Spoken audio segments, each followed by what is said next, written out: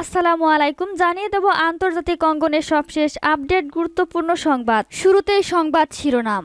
এ পর্যন্ত ৫৪ জাহাজে হামলা চালানো হয়েছে। ইসরায়েল ও আমেরিকার জন্য সামরিক বিস্ময় অপেক্ষা করছে বলে হুঁশিয়ারি দিয়েছে ইয়েমেন। এরপরেই জানিয়ে দেব গাজায় ইসরায়েলি বাহিনীর বোমায় ৭ জিম্মি নিহত, দাবি হামাসের। এদিকে থাইল্যান্ড, দক্ষিণ কোরিয়া ও যুক্তরাষ্ট্রের ব্যাপক সামরিক মহড়া।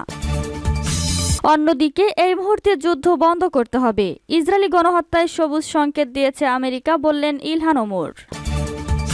আরও থাকছে সিরিয়ায় হামলা, আইআরজিসির সদস্য সহ নিহত ৩। এবং সর্বশেষ জানিয়ে দেব গাজায় আকাশ থেকে ত্রাণ ফেলার ঘোষণা বাইডেনের। এতক্ষণ শুনছিলেন সংবাদ শিরোনাম, এবার বিস্তারিত। আজকের সংবাদ সম্পর্কে আপনার মূল্যবান মতামত লিখে জানান। জানিয়ে দিন কোন স্থান থেকে আমাদের সংবাদ শুনছেন অথবা দেখছেন। এ পর্যন্ত ৫৪ জাহাজে হামলা চালানো হয়েছে। ইসরায়েল ও আমেরিকার জন্য সামরিক বিস্ময় অপেক্ষা করছে, বলছে ইয়েমেন। ইয়েমেনের সশস্ত্র বাহিনী লোহিত সাগরে তাদের ইসরায়েল বিরোধী অভিযানে সামরিক বিস্ময় প্রদর্শন করবে বলে হুঁশিয়ারি দিয়েছে দেশটির জনপ্রিয় হুতি আনসারুল্লাহ আন্দোলনের নেতা আব্দুল মালিক আল হুতি এক টেলিভিশন ভাষণে বলেছেন, আমাদের সামরিক অভিযান চলবে এবং আমাদের কাছে এমন কিছু বিস্ময় রয়েছে যা শত্রুরা কল্পনাও করেনি। গাজা উপত্যকায় ইসরায়েলের ভয়াবহ গণহত্যার প্রতিবাদে গত নভেম্বর মাস থেকে লোহিত সাগরে ইসরায়েলি মালিকানাধীন ও ইসরায়েলগামী বাণিজ্যিক জাহাজগুলোতে হামলা করে আসছে ইয়েমেন। এরপরও গত জানুয়ারি মাসে ইঙ্গো মার্কিন বাহিনী হুতিদের অবস্থানে বিমান হামলা শুরু করার পর থেকে মার্কিন ও ব্রিটিশ জাহাজগুলোতেও হামলা শুরু করেছে সানা। আল হুতি বলেন, গাজাবাসীর প্রতি সংহতি জানিয়ে এখন পর্যন্ত ৫৪টি জাহাজে হামলা চালানো হয়েছে। তিনি আরও বলেন, গত মধ্য নভেম্বর থেকে ইসরায়েলের সাথে সংশ্লিষ্ট কোনো জাহাজ বাব আল মান্দাব প্রণালী অতিক্রম করতে পারেনি বললেই চলে। হুতি নেতা বলেন, আমরা লোহিত সাগরে ইসরায়েলগামী জাহাজগুলোতে ৩৮৪টি ক্ষেপণাস্ত্র ও ড্রোন হামলা চালিয়েছি। ইঙ্গো মার্কিন বাহিনী ইয়েমেনে বিমান হামলা চালানোর পর আমাদের কাছ থেকে বেদনাদায়ক জবাব পেয়েছে বলেও তিনি উল্লেখ করেন। আল হুতি বলেন, মার্কিন ও ব্রিটিশ হামলা আমাদের সামরিক সক্ষমতার কোনো ক্ষতি করতেই পারেনি। এর ফলে বরং আমাদের হামলা করার আকাঙ্ক্ষা ও সক্ষমতা বৃদ্ধি পেয়েছে। তিনি বলেন, মার্কিনিরা এখন ইয়েমেনের বিরুদ্ধে তাদের আগ্রাসী লক্ষ্য পূরণ না হওয়ার হতাশা প্রকাশ করছে এবং তারা আমাদের শক্তি দেখে বিস্মিত হচ্ছে। ইয়েমেনের এই হুতি নেতা আরও বলেন, লোহিত সাগরে শুধুমাত্র সেই সব জাহাজ নিরাপদে চলাচল করতে পারবে যেগুলোর সঙ্গে ইসরায়েলের কোনো সংশ্লিষ্টতা নেই। গাজায় ইসরায়েলি বাহিনীর বোমায় ৭ জিম্মি নিহত, দাবি হামাসের। গাজা উপত্যকায় অভিযানরত ইসরায়েলি বাহিনীর বোমা হামলায় উপত্যকার নিয়ন্ত্রণকারী গোষ্ঠী হামাসের কবজায় থাকা জিম্মিদের মধ্যে ৭ জন নিহত হয়েছেন। এই নিহতদের মধ্যে ৪ জন ইসরায়েলি এবং ৩ জন বিদেশি নাগরিক। শুক্রবার সামাজিক যোগাযোগ মাধ্যম টেলিগ্রামে এক পোস্টে তথ্য নিশ্চিত করেছেন হামাসের সামরিক বিভাগ আল কাসেম ব্রিগেডের মুখপাত্র আবু ওবায়দা। কিন্তু উপত্যকার কোন এলাকায় জিম্মি নিহত হয়েছেন তা বলেননি তিনি। তবে টেলিগ্রাম পোস্টে তিনি বলেন, গাজায় গত প্রায় ৫ মাসে ইসরায়েলি বাহিনীর বোমায় বেশ কতজন জিম্মি নিহত হয়েছেন। শুক্রবার নিহতদের মধ্য দিয়ে সেই সংখ্যা ৭০ জন ছাড়িয়েছে। প্রসঙ্গত ৪ মাসেরও বেশি সময় ধরে চলমান সেই অভিযানের শুরু থেকে পর্যন্ত গাজায় নিহত হয়েছেন ২৯,০০০-এরও বেশি মানুষ। আহতের সংখ্যা ছাড়িয়েছে ৭০,০০০। এছাড়া ইসরায়েলি বাহিনীর গোলায় বাড়িঘর হারিয়ে সর্বশান্ত হয়েছেন আরও লাখ লাখ ফিলিস্তিনি। থাইল্যান্ড, দক্ষিণ কোরিয়া ও যুক্তরাষ্ট্রের ব্যাপক সামরিক মহড়া। উত্তর কোরিয়ার সাথে চলমান উত্তেজনার মধ্যে থাইল্যান্ড, দক্ষিণ কোরিয়া ও যুক্তরাষ্ট্র চালিয়েছে ব্যাপক সামরিক মহড়া। এক প্রতিবেদনে ইউরোনিউজ এ তথ্য জানায়। প্রতিবেদনে বলা হয়, কোবরা গোল্ড মহড়ার অংশ হিসাবে শুক্রবার এই সমর শক্তির প্রদর্শনী চালায় দেশ তিনটি। থাইল্যান্ডের পূর্বাঞ্চলে আয়োজিত মহড়ায় যুদ্ধ জাহাজ, ফাইটার জেট ও হেলিকপ্টার নিয়ে যুদ্ধের কৌশল প্রদর্শন করেন ৩ দেশের সেনারা। পাশাপাশি বিপুল সংখ্যক সেনাও অংশ নেয় আয়োজনে। আয়োজকদের দাবি, এটি এশিয়ার সবচেয়ে বড় সামরিক মহড়া। মঙ্গলবার শুরু হওয়া সমর শক্তি প্রদর্শনীর এই আয়োজনে অংশ নিচ্ছেন ৩০টি দেশ। দীর্ঘ মহড়া চলবে আগামী শুক্রবার ৮ই মার্চ পর্যন্ত। ১১ দিন ব্যাপী সামরিক প্রশিক্ষণে অংশ নেবে ৯,০০০-এর বেশি সেনা। এর আগে ১৯৮২ সালে শুরু হয় কোবরা গোল্ড মহড়া। এই মুহূর্তে যুদ্ধ বন্ধ করতে হবে। ইসরায়েলি গণহত্যায় সবুজ সংকেত দিয়েছে আমেরিকা, বললেন ইলহান ওমর।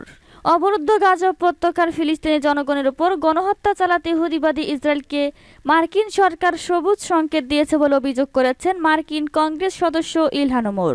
তিনি তেল আবিবের প্রতি ওয়াশিংটনের সামরিক সহায়তাকে রাষ্ট্র নিয়ন্ত্রিত সহিংসতা বলে উল্লেখ করেছেন। মিনেসোটা থেকে নির্বাচিত এই ডেমোক্র্যাট প্রতিনিধি ওয়াশিংটন ডিসিতে এক সংবাদ সম্মেলনে অস্ত্র ভারাক্রান্ত কণ্ঠে অভিযোগ করেন, ফিলিস্তিনি বেসামরিক নাগরিকদের ব্যাপক হারে হত্যাকাণ্ড এবং 10 লাখেরও বেশি মানুষের বাস্তুহারা হওয়ার ঘটনায় উদ্বেগ প্রকাশ করেন ইলহান ওমর। কংগ্রেসের অনুমোদন ছাড়াই ইসরায়েলের কাছে অতিরিক্ত অস্ত্র সাহায্য পাঠানোর জন্য মার্কিন প্রেসিডেন্ট জো বাইডেন প্রশাসনের কড়া সমালোচনা করে তিনি বলেন, এই প্রশাসন ফিলিস্তিনি জনগণের উপর গণহত্যার সবুজ সংকেত দিয়ে একজনকে নিরপেক্ষ মধ্যস্থতাকারীর ভূমিকা নিতে পারে না।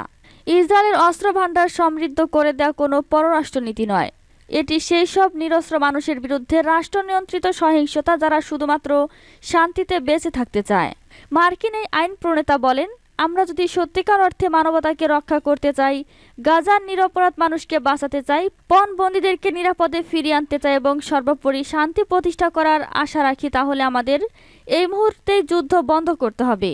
গাজা উপত্যকা ইসরায়েলি নৃশংসতার ব্যাপারে আমেরিকা সহ বিশ্ব নেতাদের নিরাপত্তার অসন্তোষ প্রকাশ করে ইলহান ওমর বলেন, বাস্তব কোনো পদক্ষেপ না নিয়ে মুখে মানবাধিকারের বলি গ্রহণযোগ্য হতে পারে না। সিরিয়ায় হামলা, আইআরজিসির সদস্য সহ নিহত 3। সিরিয়ায় হামলার ঘটনায় ইরানের সামরিক বাহিনীর আইআরজিসির এক সদস্য সহ 3 জন নিহত হয়েছেন। এই হামলার ঘটনায় ইসরায়েলকে সন্দেহ করা হচ্ছে।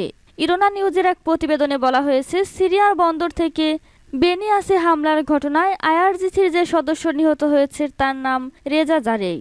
Syrian observatory for human rights one monitor 1 March হামলার খবরের সত্যতা নিশ্চিত করেছে। সংস্থাটি জানায়, 3টি বিস্ফোরণ ভূমধ্যস্থ সাগর উপকূলে সিরিয়ার বানিয়ার্সের কেন্দ্রকে কাঁপিয়ে দেয়। সেখানে ইরানের সঙ্গে সম্পর্কিত একটি গ্রুপ ছিল।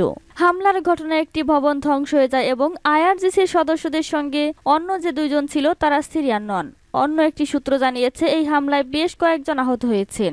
যদিও ইসরায়েলের পক্ষ থেকে হামলার দায় স্বীকার করা হয়নি, ইসরায়েল প্রায় সিরিয়ায় ইরানের স্থাপনা লক্ষ্য করে হামলা চালায়।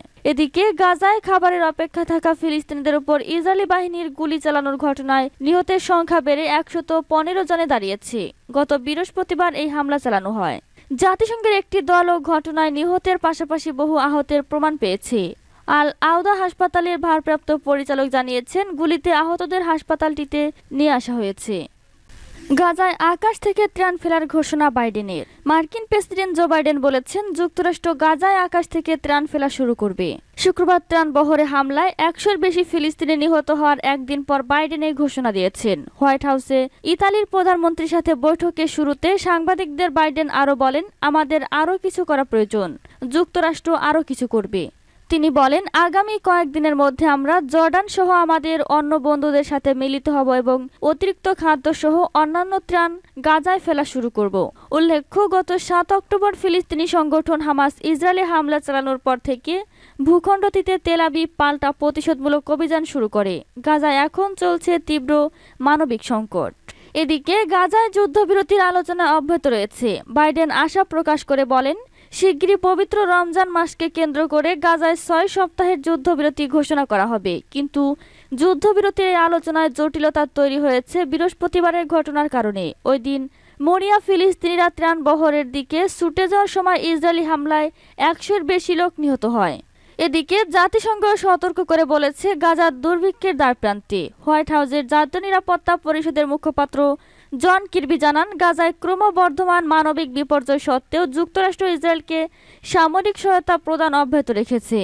এই সহায়তা অব্যাহত থাকবে বলেও তিনি জানান। তিনি আরও বলেন, আমরা এখনও ইসরায়েলকে তাদের আত্মরক্ষার স্বার্থে সাহায্য করি।